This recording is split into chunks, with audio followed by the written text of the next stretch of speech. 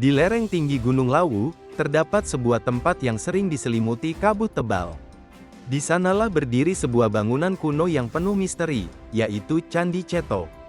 Candi ini berada di ketinggian sekitar 1.400 meter di atas permukaan laut.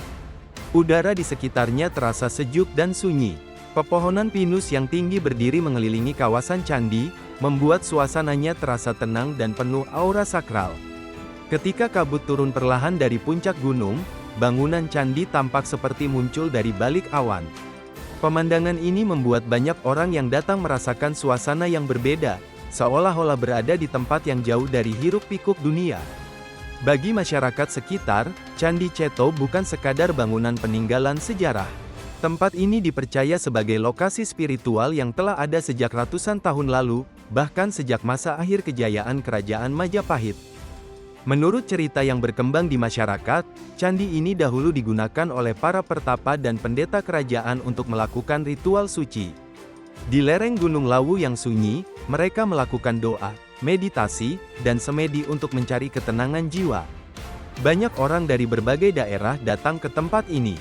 Ada yang datang untuk berdoa, ada yang bertapa, dan ada pula yang sekadar mencari ketenangan batin dari kehidupan dunia. Candi Ceto sendiri memiliki beberapa teras yang bertingkat. Setiap tingkat dipercaya melambangkan perjalanan hidup manusia. Dari kehidupan dunia yang penuh keinginan, menuju perjalanan spiritual untuk mencapai kesucian jiwa. Kabut yang turun perlahan sering membuat candi ini terlihat seperti berdiri di atas awan. Suasana yang tenang dan misterius itulah yang membuat tempat ini selalu menyimpan cerita. Karena itulah, sejak dahulu banyak kisah berkembang di tengah masyarakat tentang tempat ini. Cerita-cerita yang terus diceritakan dari generasi ke generasi. Dan hingga hari ini, kisah tentang Candi Ceto tetap hidup sebagai bagian dari cerita legenda Nusantara yang berasal dari lereng Gunung Lawu.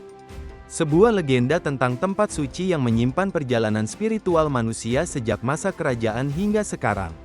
Jika kalian menyukai kisah seperti ini, jangan lupa untuk like, subscribe, dan bagikan video ini, agar semakin banyak orang mengenal kisah-kisah dalam cerita legenda Nusantara.